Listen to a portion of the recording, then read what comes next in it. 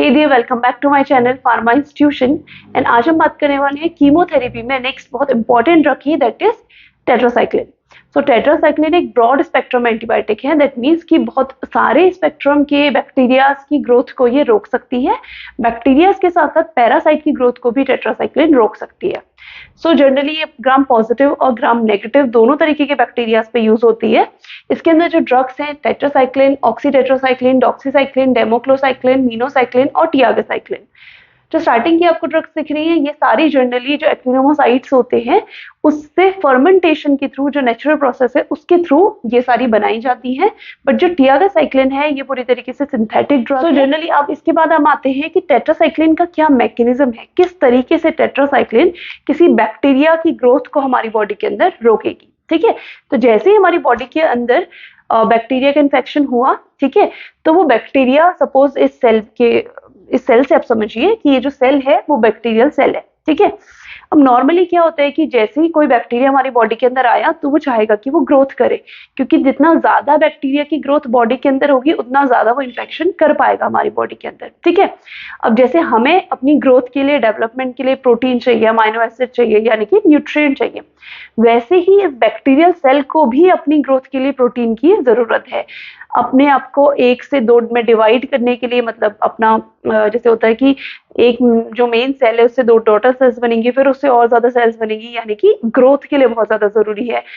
Suppose किसी bacterial component को repair की जरूरत है, तो इन सब चीजों के लिए बेसिकली बैक्टीरिया को भी प्रोटीन की रिक्वायरमेंट होती है। ठीक है, अब इसमें प्रोटीन बनता कैसे है, पहले हम इस प्रोसेस को समझ लेते हैं शॉर्ट में। ये बैक्टीरियल सेल है, ठीक है, बैक्टीरियल सेल के अंदर भी न्यूक्लियस प्रेजेंट होता है।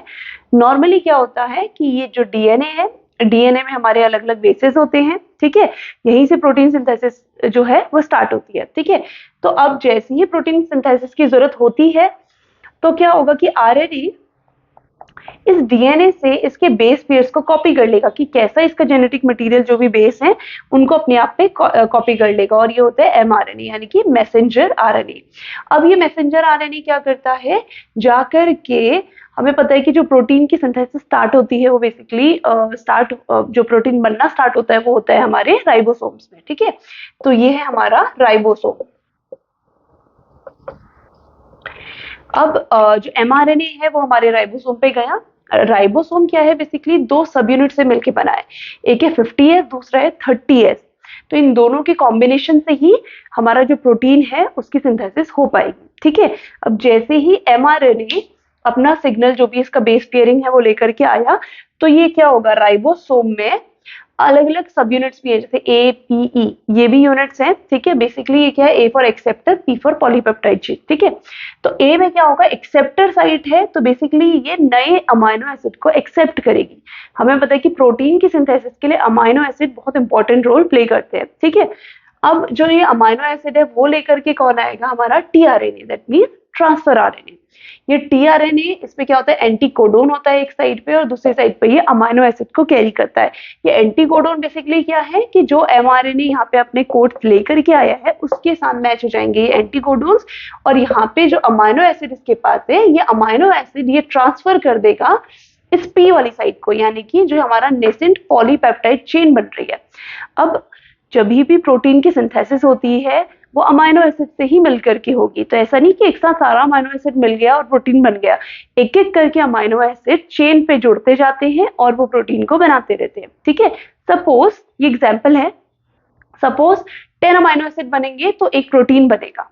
ठीक है, सपोज, तो अब यहाँ पे जो ये पॉलीपेप्टाइड चेन है 1 2 3 4 5, यहाँ पे सिर्फ अभी 5 अमाइनो एसिड है, यानी कि अभी इसे 5 अमाइनो एसिड की जरूरत और है। जैसे ही इसे 5 अमाइनो एसिड मिल जाएंगे एक एक करके, तो एक नया प्रोटीन बन जाएगा और वो यूज होने लग जाएगा। ठीक है, अब जैसे ही ये टीआरएनए आकर के हमारे एक्सेप्टर साइट पे बाइंड होगा, तो बाइंड होने के बाद क्या होगा कि ये अपना अमाइनो एसिड, इसके पास एक अमाइनो एसिड है, ठीक है, तो ये अमाइनो एसिड क्या करेगा, इस नेसेंट पॉलीपेप्टाइड चेन को दे देगा। कैसे देगा कि नेसेंट पॉलीपेप्टाइड चेन ट्रांसफर हो जाएगी इस वाले टीआरएनए पे। ठीक है, और ये चेन में अपने अब इस नए वाले अमाइनो एसिड को ये ज्वाइन कर लेगी। ठीक है, तो यहाँ पे मैं आपको डायग्राम से बता देती हूँ कि यहाँ पे क्या हो जाएगा, ये सपोज नया वाला अमाइनो एसिड है, ये ज्वाइन हो जाएगा। ठीक है, अब इस तरीके से नया नया अमाइनो एसिड ज्वाइन होता रहेगा, ये चेन लंबी होती रहेगी और प्रोटीन की सिंथेसिस हो जाएगी, नॉर्मल कंडीशन है, ठीक है। अब हमारा टेट्रासाइक्लिन क्या करेगा, बहुत होशियार है हमारा टेट्रासाइक्लिन, जाकर के उसे पता है कि एक्सेप्टर साइट है टी, ठीक है।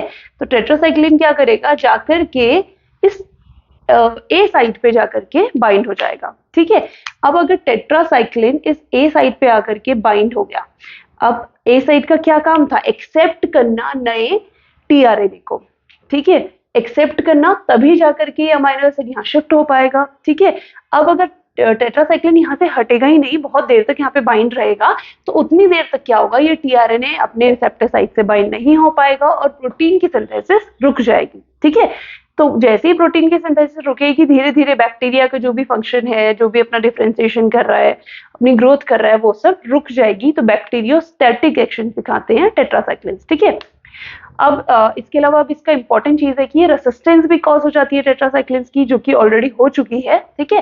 टेट्रासाइक्लिन की रेसिस्टेंस कैसे कॉज होगी, पहली चीज तो जब टेट्रासाइक्लिन हमने सपोज बॉडी में लिया, तो एक्टिवली टेकन अप हो जाते हैं टेट्रासाइक्लिन, मतलब नॉर्मली डिफ्यूजन के थ्रू इजीली टेट्रासाइक्लिन हमारी बैक्टीरियल सेल के अंदर मूव कर जाते हैं। अब जैसे ही बैक्टीरिया को पता चल जाता है कि टेट्रासाइक्लिन हमारी प्रोटीन सिंथेसिस में गड़बड़ कर रहा है, तो बैक्टीरिया क्या करेगा, इस टेट्रासाइक्लिन को अपनी सेल से बाहर फेंक देता है, ठीक है। तो ये एक मैकेनिज्म है रेसिस्टेंस होने का, टेट्रासाइक्लिन सेल के अंदर ही नहीं आ पाएगा तो एक्शन कैसे दिखाएगा, ठीक है। उसके अलावा सेकंड मैकेनिज्म होता है कि प्रोटेक्टिन एक एंजाइम है, वो सिक्रीट करने लग जाता है हमारा बैक्टीरिया, जिसकी वजह से ये टेट्रासाइक्लिन इस ए साइट पे बाइंड नहीं हो पाएगा, ठीक है। अब अगर टेट्रासाइक्लिन बाइंड नहीं हो पाएगा तो वो ब्लॉकेज नहीं कर पाएगा और प्रोटीन की सिंथेसिस चलती रहेगी। तो ये दो मेन मैकेनिज्म है जिसके थ्रू टेट्रासाइक्लिन की रेसिस्टेंस हुई है।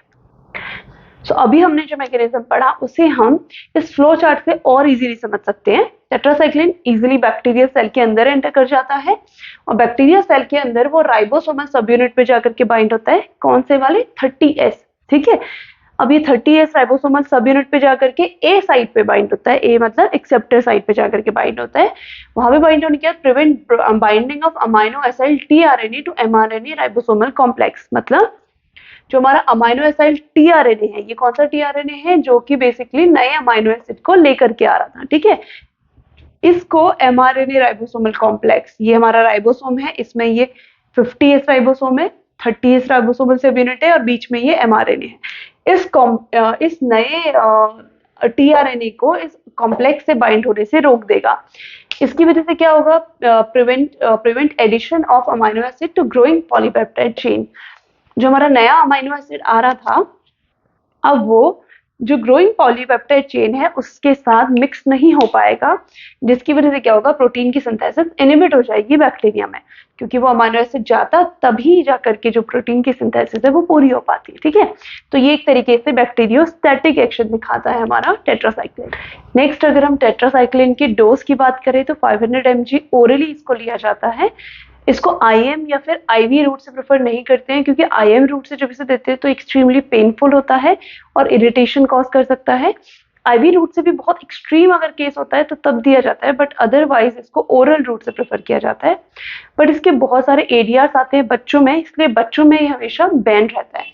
अब इसके मेन एडीआर्स क्या क्या है, फर्स्टली तो ये इरिटेटिव एक्शन दिखा सकता है, जैसे कि nausea, vomiting, epigastric pain, diarrhoea, ठीक है। उसके अलावा ऑर्गन टॉक्सिसिटी, ऑर्गन्स में भी टेट्रासाइक्लिन टॉक्सिसिटी कॉज करता है, इसीलिए इसको एल्डरली पेशेंट्स में भी बहुत कम प्रेफर किया जाता है। और अब तो बहुत सारी और एंटीबायोटिक जैसे कि फ्लोरोक्विनोलॉन्स और अदर एंटीबायोटिक्स जो कि बहुत अच्छा एक्शन करती हैं, उनको ज़्यादातर यूज़ किया जाता है, इसलिए टेट्रासाइक्लिन को बहुत वाइडली यूज़ नहीं किया जाता है। ऊपर से टेट्रासाइक्लिन की रेसिस्टेंस भी काफ़ी कॉज हो चुकी है, तो इसलिए भी टेट्रासाइक्लिन को थेरेपीज में प्रायोरिटी नहीं दी जाती। बट अदरवाइज टेट्रासाइक्लिन की जो ऑर्गन टॉक्सिसिटी में लिवर डैमेज, किडनी डैमेज बहुत ज़्यादा कॉमन है, और ऐसा कोई पेशेंट जिसको ऑलरेडी लिवर या फिर किडनी की प्रॉब्लम है तो उसको टेट्रासाइक्लिन वैसे भी सजेस्ट नहीं किया जाता। उसके अलावा ये फोटोटॉक्सिसिटी कॉज कर सकता है, मतलब जैसे ही सन में जाएंगे तो एक्सट्रीम बर्न हो सकता है स्किन में।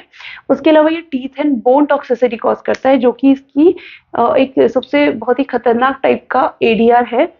टीथ और बोन में टॉक्सिसिटी ये कैसे कॉज करता है कि अगर कोई छोटा बच्चा है, 3 से 6 साल के से भी छोटा जो बच्चा है, अगर वो टेट्रासाइक्लिन लेता है तो उसकी जो बोन्स की ग्रोथ है वो बहुत स्लो हो जाती है और उस बच्चे में की हाइट बढ़ने में भी प्रॉब्लम होती है। उसके अलावा उस बच्चे के टीथ के जो क्राउन वाला पोर्शन है उसको वो परमानेंटली डैमेज कर सकता है टेट्रासाइक्लिन, जिसकी वजह से उसके टीथ में ऐसे ब्राउन कलर का डिस्कलरेशन हो जाएगा और उसके दांत सही तरीके से डेवलप नहीं हो पाएंगे। इसके अलावा अगर कोई प्रेग्नेंट लेडी टेट्रासाइक्लिन लेती है तो उसके भी बच्चे में डिफॉर्मिटी होने के चांसेस बहुत ज्यादा होते हैं। तो इसी टीथ एंड बोन टॉक्सिसिटी की वजह से टेट्रासाइक्लिन को बहुत कम यूज किया जाता है अब। उसके अलावा नेक्स्ट है इसके एनाबॉलिक इफेक्ट्स। ये बेसिकली जैसे बैक्टीरिया के प्रोटीन के सिंथेसिस को इनहिबिट करता है, तो हो सकता है कि हायर डोज से ये हमारे नॉर्मल प्रोटीन सिंथेसिस को भी इनहिबिट कर दे। ठीक है, नेक्स्ट आ जाते हैं इसके कॉन्ट्राइंडिकेशन। कॉन्ट्राइंडिकेशन में ऑब्वियसली हम डिस्कस कर चुके हैं कि प्रेगनेंसी में कॉन्ट्राइंडिकेटेड होगा क्योंकि बर्थ डिफेक्ट कॉज कर सकता है।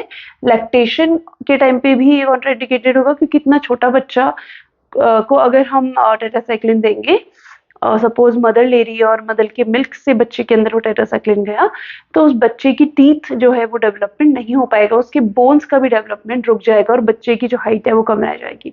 उसके अलावा चिल्ड्रन, छोटे बच्चों में भी इसे नहीं देते। अगर किसी का हेपेटिक या फिर रीनल फेलियर है, किसी की किडनी फेल है या फिर उसका लिवर कमजोर है, तो उस केस में भी उसको हम कॉन्ट्राइंडिकेटेड। नेक्स्ट आ जाते हैं इसके यूजेस पे। तो यूरेथ्राइटिस यानी कि यूरेथ्रा में अगर इन्फ्लेमेशन है, इन्फेक्शन है, उसमें यूज कर सकते हैं। एंडोसर्वाइटिस, ठीक है, उसमें यूज कर सकते हैं सर्विक्स वगैरह के इन्फेक्शन में।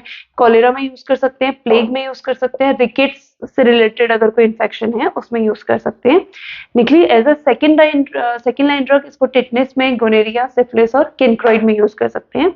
गोनेरिया और सिफिलिस एक तरीके का सेक्सुअली ट्रांसमिटेड डिजीज है।